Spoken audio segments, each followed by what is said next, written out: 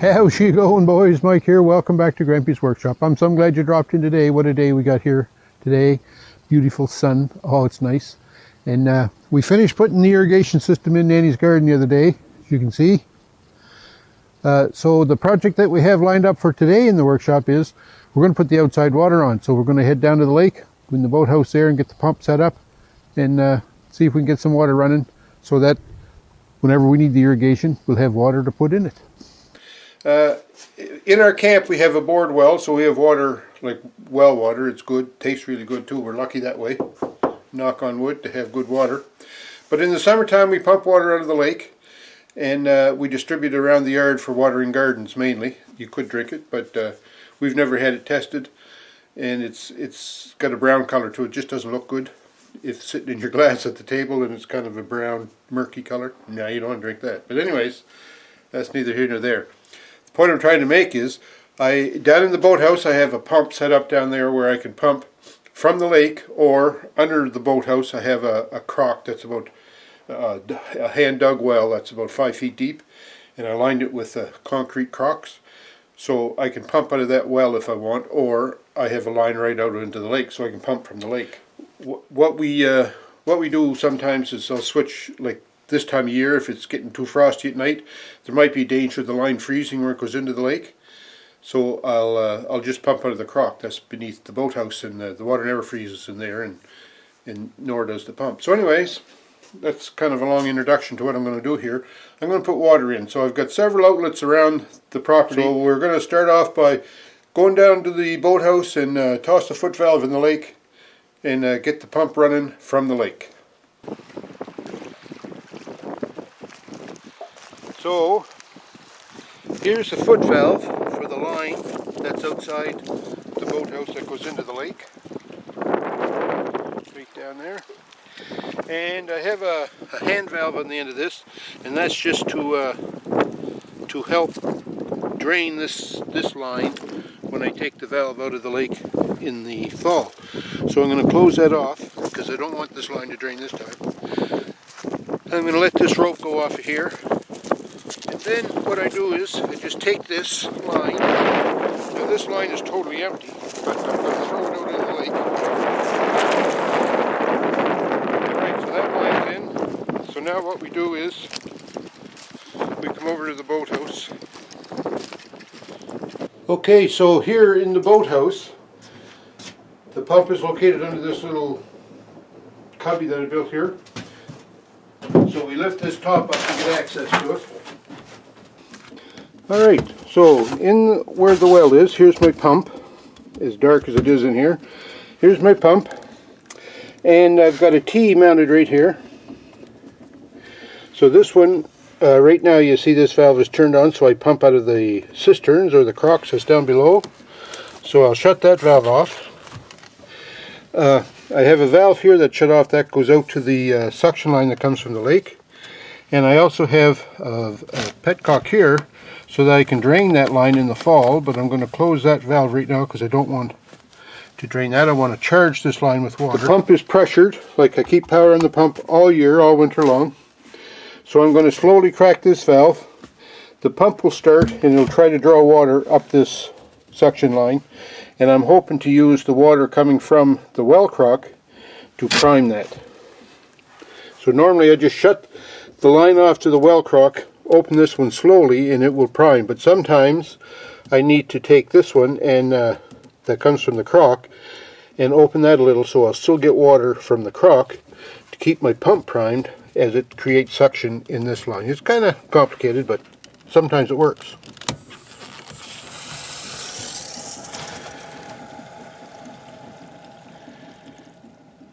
Now that noise that you heard just there was water pressure from the tank charging the line out to the lake, and I'm not getting enough drawdown on the pump for it to start.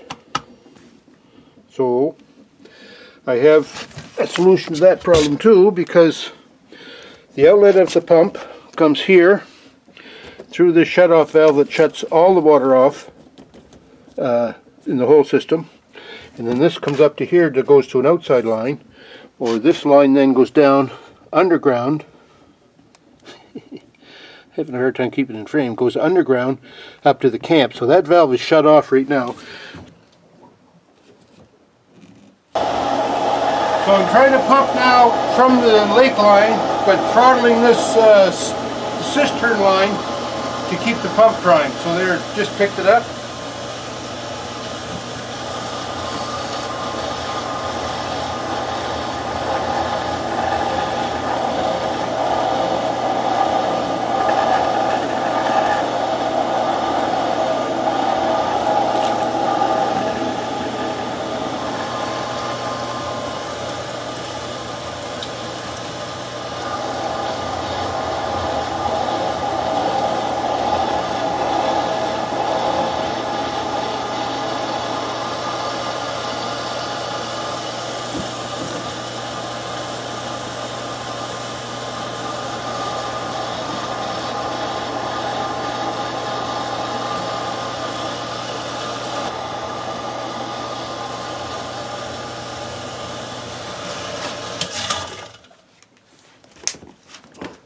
What you have to do is just throttle and thread those lines back and forth there a little bit until you get the lake line suction hose filled. So it's filled now, it's building up pressure.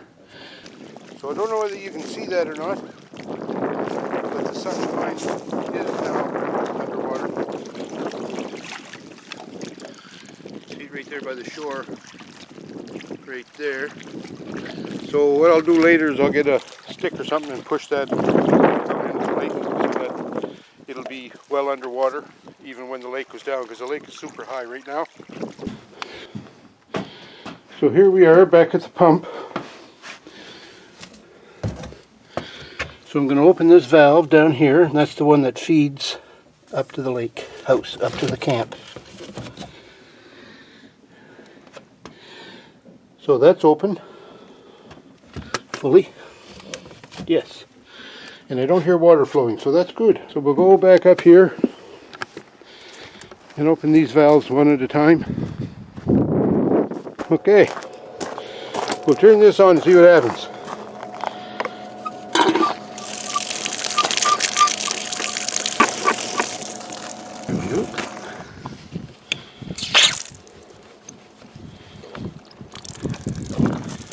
Some air coming out and out of the water. Alright, that looks good.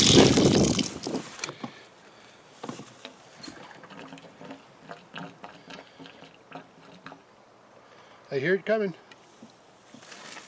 There she is. That's good.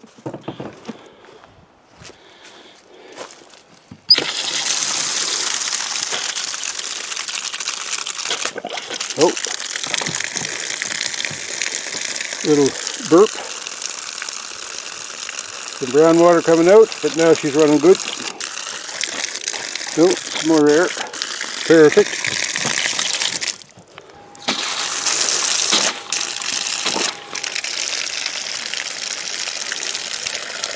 All right. I have some repairs to do on that guy, on that hose reel. Nanny uses this outlet down here for watering her gardens down by the lake, so this is an important one.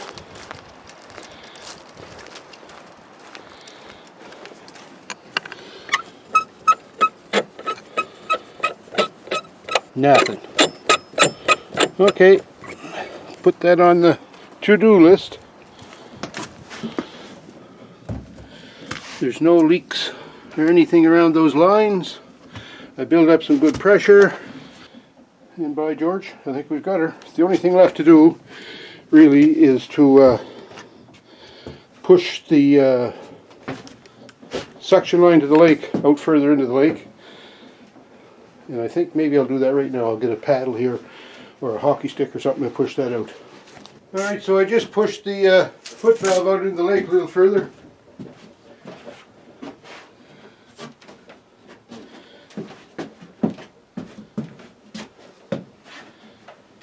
Set my roof down here. So there you go. It's always nice to get the water on in the spring, because that means that winter is definitely in the rear view mirror, and that's nice to hear. Had a little bit of a struggle there trying to prime the line going out to the lake to the foot valve, but that's not a big deal. I always have a struggle with that, it seems.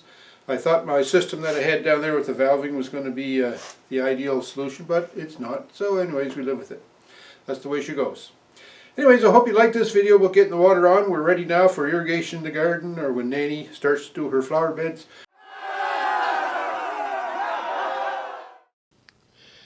Okay, I just wanted to show you the soaker hoses here. I've got the water on now and the valve turned on, and you can see on the hose the way it just sort of weeps.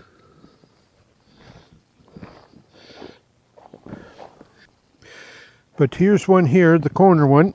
I don't have the valve turned on yet, and the hose is dry, so I'm just going to turn this valve on,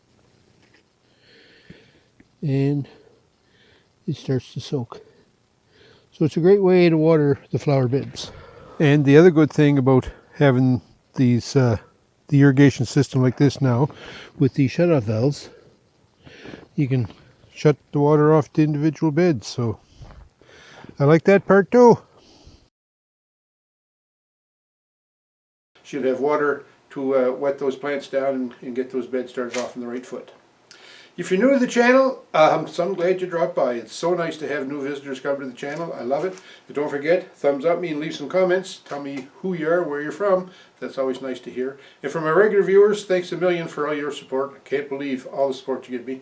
But thanks, keep it up. And leave some comments too. In the meantime, everybody, I hope you're doing well. I hope this COVID is not chasing you around the corner.